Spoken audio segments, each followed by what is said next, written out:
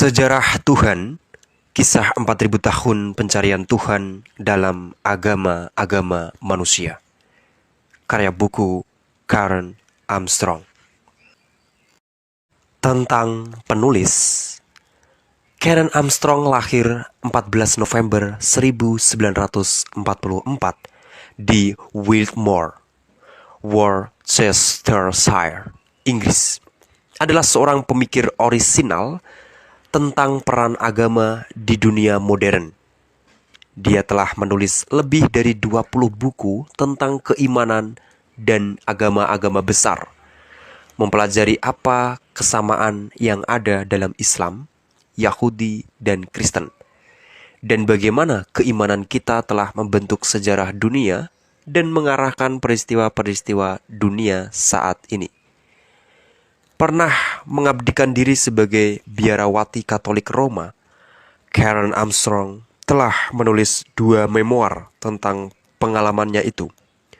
Through the Narrow Gate, tentang kehidupannya di biara selama 7 tahun, dan The Spiral Staircase, tentang pencerahan spiritual yang kemudian dialaminya ketika dia mengembangkan pendirian ikonoklastik terhadap agama-agama monoteistik utama dan terhadap arus fundamentalisme yang terdapat di dalam ketiganya. Pada Februari 2008, dia dianugerahi TED Prize dan mulai menggarap Charter for Compassion atau Piagam Kasih Sayang. Dikreasi oleh publik secara umum dan disusun oleh para pemikir terkemuka Yahudi, Kristen, Islam, Hindu, dan Buddha. Piagam itu ditandatangani pada November 2009 oleh ribuan pemimpin agama maupun non-agama. Buku-buku yang telah ditulisnya adalah Through the Narrow Gate 1982, The Vast Christian Science Paul's Impact on Christianity 1983, Beginning the World 1983, Tongues of Fires, An Anthology of Religious and Poetic Experiment 1985, The Gospel According to Woman, Christianity's Creative of the Sex War in the West 1986, Holy War, The Crusaders and Their Impact on Today's World 1988, Muhammad, A Biography of the Prophet 1991, The English Mystic of the 14th Century 1991, The End of the Silent, Woman and the Priesthood 1993, A History of God 1993, edisi Indonesia Sejarah Tuhan, Mizan 2001, Jerusalem One City, Three Fights 1996, In the Beginning, A New Interpretation of Genesis 1996, Islam, A Short History 2000, The Battle for God, Fundamentalism in Judaism, Christianity and Islam 2000, edisi Indonesia, Berperang Demi Tuhan, Mizan 2001, Buddha 2001, Fight After September 11 2002, The Spiral Staircase 2004, edisi Indonesia, Menerobos Kegelapan, Mizan 2004, A Short History of Myth 2005, Muhammad, A Prophet for Our Time 2006, edisi Indonesia, Muhammad,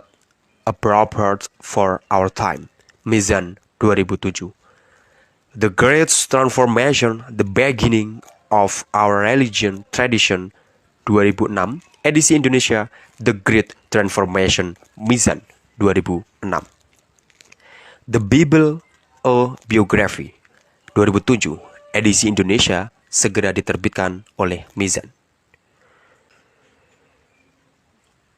Pendahuluan. Sejak kecil, saya telah memiliki kepercayaan keagamaan yang kuat, tetapi dengan sedikit keimanan kepada Tuhan. Ada perbedaan antara kepercayaan kepada seperangkat proposisi dengan keimanan yang memampukan kita menaruh keyakinan akan kebenaran proposisi-proposisi itu. Secara implisit, saya percaya Tuhan itu ada. Saya juga beriman kepada kehadiran sejati Kristus dalam Ekaristi, kepada kebenaran sakramen, kepada kemungkinan keabadian neraka, dan kepada realitas objektif peleburan dosa. Akan tetapi, saya tidak bisa mengatakan bahwa kepercayaan saya terhadap semua ajaran agama tentang realitas sejati ini memberi bukti kepada saya bahwa kehidupan di dunia ini sungguh-sungguh baik atau bermanfaat. Keyakinan masa kecil saya tentang ajaran Katolik Roma lebih merupakan sebuah kredo yang menakutkan.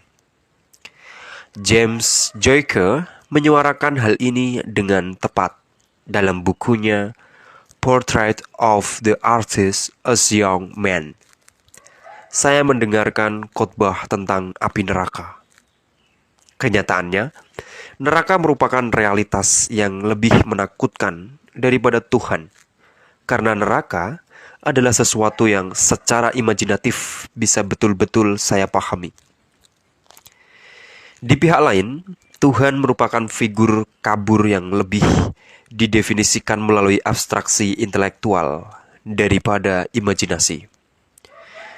Ketika berumur 8 tahun, saya pernah diharuskan menghafal jawaban katekismus terhadap pertanyaan, apakah Tuhan itu? Tuhan adalah Roh Maha Tinggi, Dia ada dengan sendirinya, dan Dia sempurna tanpa batas. Tidak mengherankan jika konsep itu kurang bermakna buat saya. Bahkan, mesti saya akui hingga saat ini, konsep itu masih membuat saya bergidik. Konsep itu juga merupakan sebuah definisi yang amat kering, angkuh, dan arogan. Sejak menulis buku ini, saya pun menjadi yakin bahwa konsep semacam itu juga tidak benar. Ketika remaja, saya mulai menyadari bahwa ternyata ada sesuatu pada agama yang lebih daripada sekedar rasa takut. Saya telah membaca tentang kisah kehidupan para rahib, puisi-puisi metafisik, T.S. Eliot, dan beberapa tulisan mistik yang lebih sederhana. Saya mulai tergugah oleh keindahan liturgi, dan meskipun Tuhan masih tetap terasa jauh, saya dapat merasakan kemungkinan untuk mendekatkan jarak kepadanya, dan bahwa penampakannya akan mengubah seluruh realitas ciptaan. Untuk mencapai ini, saya pun memasuki sebuah ordo keagamaan sebagai seorang biarawati yang masih baru lagi beliau. Saya belajar lebih banyak tentang iman. Saya mengkaji apologetika, kitab suci, teologi, dan sejarah gereja. Saya mempelajari sejarah kehidupan biara yang terlibat dalam pembicaraan panjang lebar tentang peraturan ordo saya yang konon mesti dipelajari melalui hati. Anehnya, Tuhan terasa tidak hadir di dalam semua ini. Perhatian justru dipusatkan kepada perincian sekunder dan aspek-aspek pinggiran dari agama. Saya bergulat dengan diri saya sendiri dalam doa, mencoba mendorong pikiran saya untuk menjumpai Tuhan. Namun, Dia tetap terasa sebagai pengawas yang dengan ketat mencermati semua pelanggaran aturan yang saya lakukan atau benar-benar tidak hadir. Semakin banyak saya membaca tentang kekusyukan para rahib dalam berdoa, semakin saya merasa gagal. Saya menjadi sadar betapa miskinnya pengalaman keagamaan saya. Itu pun telah direkayasa oleh perasaan dan imajinasi saya sendiri. Terkadang, rasa pengabdian muncul sebagai respon estetik terhadap keindahan senandung Gregorian dan liturgi. Akan tetapi, tak satu pun yang sungguh-sungguh terjadi pada diri saya yang berasal dari kekuatan di luar diri saya. Saya tidak pernah membayangkan Tuhan sebagaimana digambarkan oleh para nabi dan kaum mistik. Yesus Kristus yang lebih sering dibicarakan orang Kristen ketimbang Tuhan itu sendiri, tampaknya cuma merupakan figur historis murni yang terjalin erat dengan masa lalu. Saya juga mulai punya keraguan besar terhadap doktrin gereja. Bagaimana mungkin mengetahui dengan pasti bahwa Yesus, sang manusia, merupakan inkarnasi Tuhan, dan apa arti kepercayaan itu? Apakah perjanjian baru benar-benar mengajarkan doktrin Trinitas yang rumit dan sangat kontradiktif? Atau sebagaimana banyak aspek keimanan lainnya merupakan hasil buatan para teolog berabad-abad setelah wafatnya Yesus di Yerusalem? Akhirnya, dengan penuh penyesalan, saya meninggalkan kehidupan di biara. Dan segera setelah terbebaskan dari beban kegagalan dan ketakmampuan yang mengendap dalam diri saya pun merasakan betapa keimanan saya kepada Tuhan diam-diam menyurut. Dia tidak pernah mengunjungi hidup saya, walaupun saya telah mengerahkan segenap usaha terbaik untuk memungkinkan hal ini dilakukannya. Kini saya tidak lagi merasa berdosa dan mencemaskannya. Dia terlalu jauh dari kemungkinan untuk menjadi suatu realitas. Akan tetapi, perhatian saya kepada agama terus berlanjut. Saya merancang sejumlah acara televisi mengenai sejarah awal Kristen dan hakikat pengalaman keagamaan. Semakin saya mempelajari sejarah agama, semakin saya mendapat kebenaran akan keraguan yang telah ada dalam diri saya sebelumnya. Doktrin Kristen yang pernah saya terima dengan tidak kritis ketika kecil ternyata memang buatan manusia yang telah dikonstruksikan selama berabad-abad silam. Sains tampaknya telah mengesampingkan Tuhan, pencipta, dan para sarjana biblikal telah membuktikan bahwa Yesus tidak pernah mengklaim dirinya suci. Sebagai pengidap epilepsi, saya kadang melihat kilasan yang saya ketahui sebagai sekedar gangguan neurologis semata. Apakah penampakan dan kekusyukan yang dialami orang-orang suci itu juga sekedar gangguan mental? Tuhan semakin tampak sebagai sesuatu yang sudah diterima begitu saja oleh manusia. Selama menjadi biarawati, saya tidak percaya bahwa pengalaman saya tentang Tuhan adalah pengalaman yang istimewa. Gagasan saya tentang Tuhan telah terbentuk di masa kecil dan tidak berkembang lagi seperti pengetahuan saya dalam disiplin ilmu yang lain. Saya telah memperbaiki pandangan kekanak-kanakan saya yang simplistik tentang Tuhan Bapa. Saya telah mendapatkan pemahaman yang lebih matang tentang kompleksitas keadaan manusia daripada yang mungkin saya miliki di masa kanak-kanak. Namun, ide-ide masa kecil saya yang membingungkan tentang Tuhan belum berubah atau berkembang. Banyak yang tidak memiliki latar belakang keagamaan seperti saya mungkin juga mendapatkan bahwa pandangan mereka tentang Tuhan pun telah terbentuk di masa kecil. Sejak saat itu pula, kita telah meninggalkan hal-hal kekanak-kanakan dan membuang gagasan tentang Tuhan masa kecil kita. Namun, kajian saya tentang sejarah agama telah mengungkapkan bahwa manusia adalah makhluk spiritual. Ada alasan kuat untuk berpendapat bahwa Homo sapiens juga merupakan Homo religius. Manusia mulai menyembah dewa-dewa segera setelah mereka menyadari diri sebagai manusia. Mereka menciptakan agama-agama pada saat yang sama ketika mereka menciptakan karya-karya seni. Ini bukan hanya karena mereka ingin menaklukkan kekuatan alam.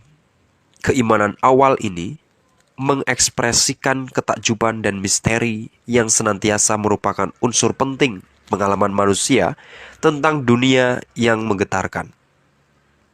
Namun, indah ini, sebagaimana seni, agama merupakan usaha manusia untuk menemukan makna dan nilai kehidupan di tengah derita yang menimpa wujud kasatnya. Seperti aktivitas manusia lainnya, agama dapat disalahgunakan. Bahkan tampaknya justru itulah yang selalu kita lakukan. Ini bukanlah hal yang secara khusus melekat pada para penguasa atau pendeta sekular yang manipulatif, melainkan adalah sesuatu yang sangat alamiah bagi manusia. Sekularisme kita sekarang ini merupakan eksperimen yang sepenuhnya baru, yang belum pernah ada presidennya di dalam sejarah manusia. Kita masih perlu menyaksikan keberhasilannya. Namun, tak kalah benarnya jika dinyatakan bahwa humanisme liberal barat bukanlah sesuatu yang secara alamiah datang kepada kita. Sebagaimana apresiasi atau seni atau puisi, ia harus ditumbuhkan. Humanisme itu sendiri merupakan sebuah agama tanpa Tuhan.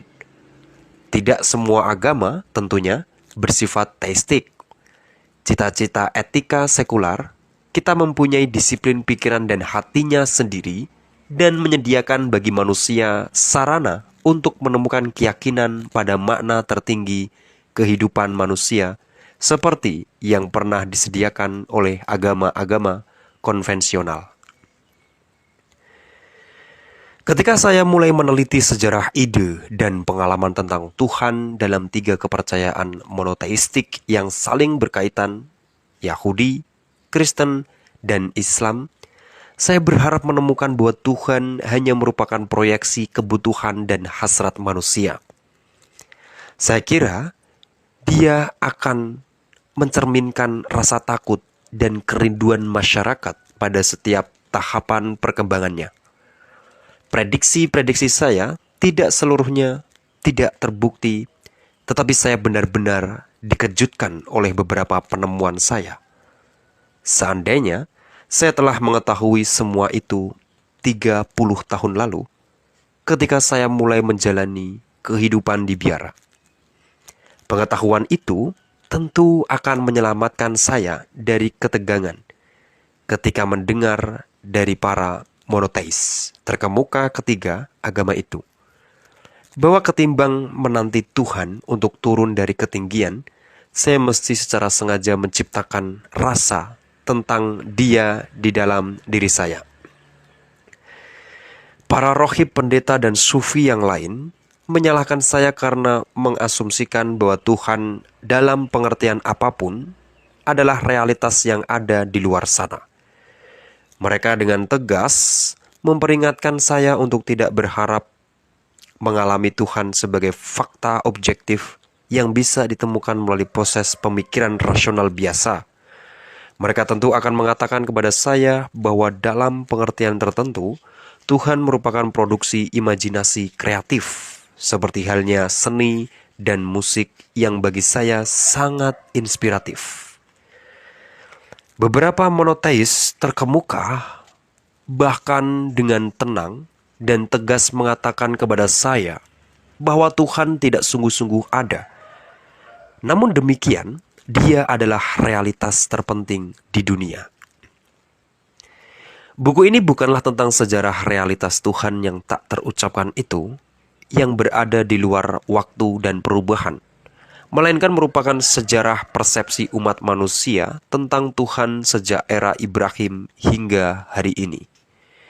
Gagasan manusia tentang Tuhan memiliki sejarah, karena gagasan itu selalu mempunyai arti yang sedikit berbeda bagi setiap kelompok manusia yang menggunakannya di berbagai periode waktu. Gagasan tentang Tuhan yang dibentuk oleh sekelompok manusia pada satu generasi bisa saja menjadi tidak bermakna bagi generasi lain. Bahkan, pernyataan saya beriman kepada Tuhan tidak mempunyai makna objektif, tetapi seperti pernyataan lain umumnya, baru akan bermakna jika berada dalam suatu konteks. Misalnya, ketika dicetuskan oleh komunitas tertentu. Akibatnya, tidak ada satu gagasan pun yang tidak berubah dalam kandungan kata Tuhan. Kata ini justru mencakup keseluruhan spektrum makna. Sebagian di antaranya ada yang bertentangan atau bahkan saling meniadakan.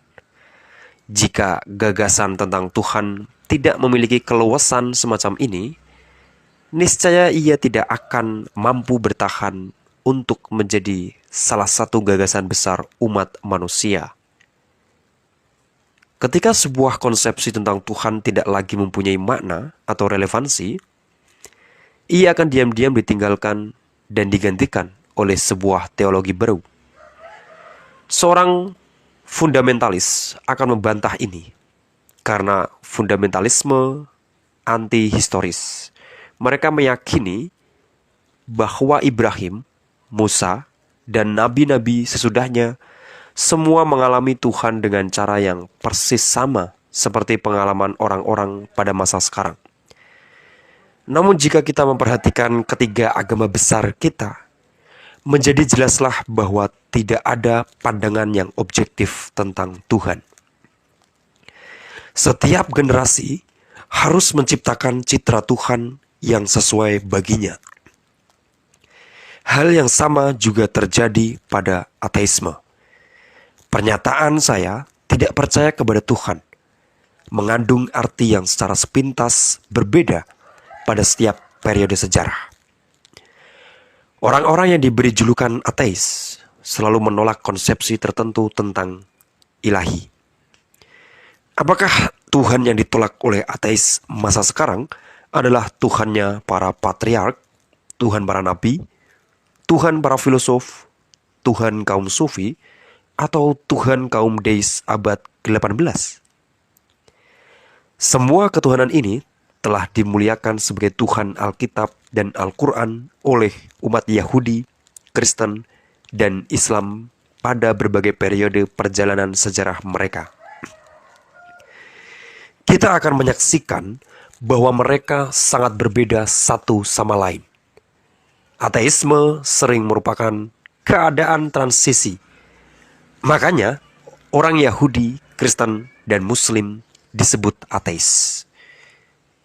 Oleh kaum pagan semasa mereka karena telah mengadopsi gagasan revolusioner tentang keilahian dan transendensi.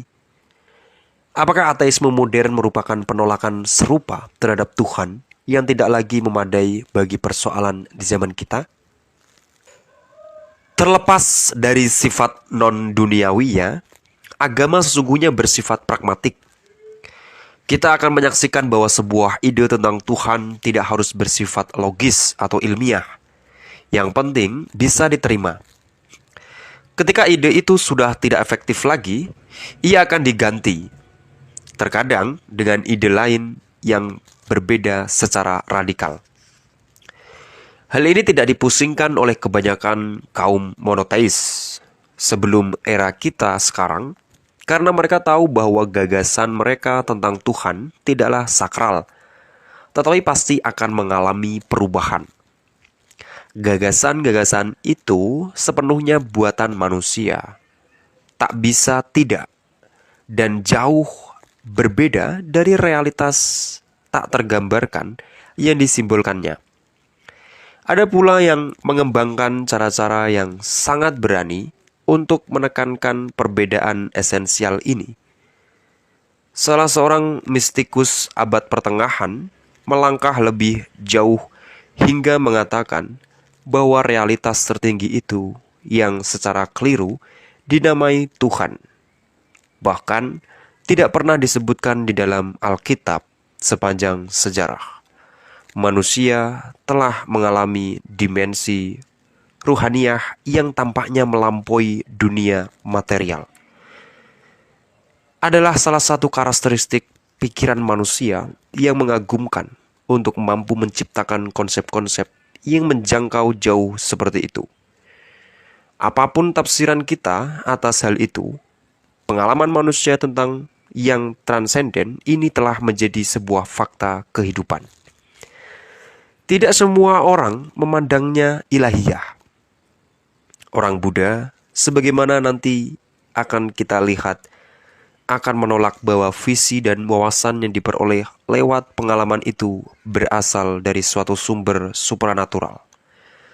Mereka menganggapnya sebagai hal yang alamiah bagi kemanusiaan.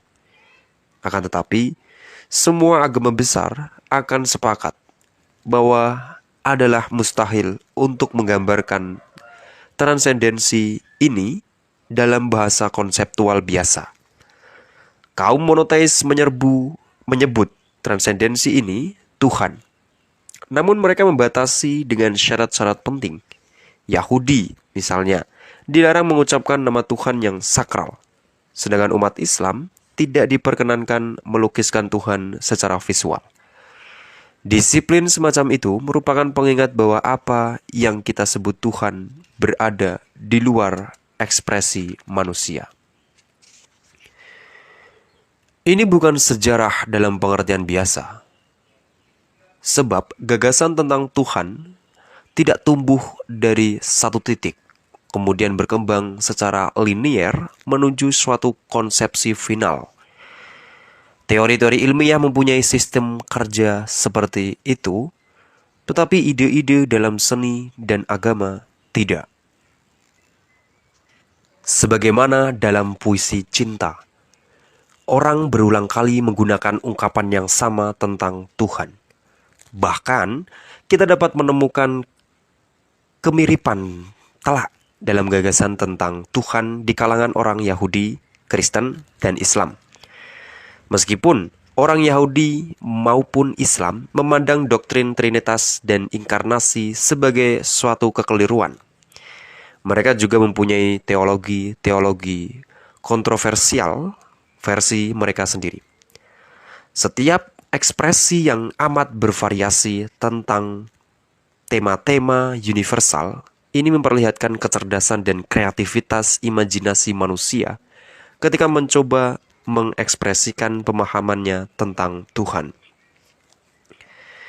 Karena ini merupakan sebuah subjek yang luas, saya sengaja membatasi diri hanya mengkaji tentang Tuhan yang esa yang disembah oleh umat Yahudi, Kristen, dan Islam. Meski terkadang saya juga menyinggung konsepsi kaum pagan, Hindu, dan Buddha tentang realitas tertinggi untuk memperjelas suatu pandangan monoteistik. Tampaknya ide tentang Tuhan dalam ajaran agama-agama yang berkembang secara sendiri-sendiri tetap memiliki banyak keserupaan. Apapun kesimpulan yang kita capai tentang realitas Tuhan, sejarah gagasan ini dapat mengatakan kepada kita sesuatu yang penting mengenai pikiran manusia dan inti aspirasi kita. Di tengah kecenderungan sekular di kalangan masyarakat Barat, ide tentang Tuhan masih mempengaruhi kehidupan jutaan orang. Tetapi pertanyaannya adalah, Tuhan menurut konsep mana yang mereka anut? Teologi sering memberikan penjelasan yang membosankan dan abstrak. Akan tetapi, sejarah Tuhan penuh gairah dan ketegangan. Tidak seperti beberapa konsep lain tentang realitas tertinggi, sejarah ini pada awalnya dipenuhi pertarungan dan tekanan yang mengakibatkan penderitaan. Nabi-nabi Israel mengalami Tuhan mereka sebagai penderitaan fisik yang menimpa segenap anggota tubuh mereka dan memenuhinya dengan suka maupun duka. Realitas yang disebut Tuhan acap dialami para monoteis dalam keadaan ekstrim. Kita akan membaca tentang puncak gunung kegelapan, keterasingan, penyaliban, dan teror. Pengalaman Barat tentang Tuhan tampaknya agak traumatik. Apa alasan bagi ketegangan inheren ini. Kaum monoteis lainnya berbicara tentang cahaya dan transfigurasi. Mereka menggunakan gambaran yang amat berani untuk mengungkapkan kerumitan realitas yang mereka alami yang jauh melampaui teologi ortodoks. Belakangan ini, perhatian terhadap mitologi bangkit kembali yang mungkin menunjukkan luasnya hasrat akan ekspresi yang lebih imajinatif tentang kebenaran agama. Karya mendiang sarjana Amerika Joseph Campbell telah menjadi begitu populer. Dia melakukan pengkajian mendalam tentang mitologi perennial manusia, menghubungkan mitos-mitos kuno dengan mitos-mitos yang hingga kini masih hidup di kalangan masyarakat tradisional. Sering diasumsikan bahwa Tuhan ketiga agama besar itu sama sekali tidak memiliki simbolisme mitologi dan syair. Namun demikian, sekalipun kaum monoteis pada dasarnya menolak mitos-mitos tetangga pagan mereka, mitos-mitos itu ternyata sering kembali masuk ke dalam keimanan pada masa berikutnya. Kaum mistik melihat bahwa Tuhan berinkarnasi ke dalam tubuh seorang wanita. Misalnya, sementara yang lain secara khidmat memperbincangkan seksualitas Tuhan dan memasukkan unsur feminin kepada Tuhan. Ini membawa saya ke titik yang sulit. Karena Tuhan ini telah terlanjur secara khusus dikenal sebagai berjenis laki-laki.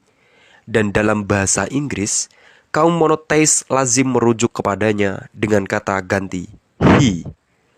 Pada masa sekarang, kaum feminis dengan sangat sadar menaruh keberatan terhadap hal ini. Penggunaan kata ganti maskulin untuk Tuhan ini menimbulkan persoalan dalam sebagian bahasa bergender. Akan tetapi dalam bahasa Yahudi, Arab, dan Perancis, gender gramatikal memberikan nada dan dialektika seksual terhadap diskursus teologis, yang justru dapat memberikan keseimbangan yang sering tidak terdapat di dalam bahasa Inggris. Misalnya, kata Arab, Allah, nama tertinggi bagi Tuhan, adalah maskulin secara gramatikal. Tetapi kata untuk esensi Tuhan yang ilahiyah tak terjangkau al-zat adalah feminin. Semua perbincangan tentang Tuhan adalah perbincangan yang sulit. Namun, kaum monoteis bersikap amat positif tentang bahasa sembari menyangkal kapasitasnya untuk mengekspresikan realitas transenden. Tuhan orang Yahudi, Kristen, dan Islam adalah Tuhan yang dalam beberapa pengertian berkata-kata, berfirman. Firman-Nya sangat krusial di dalam ketiga agama besar itu. Firman Tuhan telah membentuk sejarah kebudayaan kita. Kita harus memutuskan apakah Tuhan masih tetap memiliki makna bagi kita pada masa sekarang.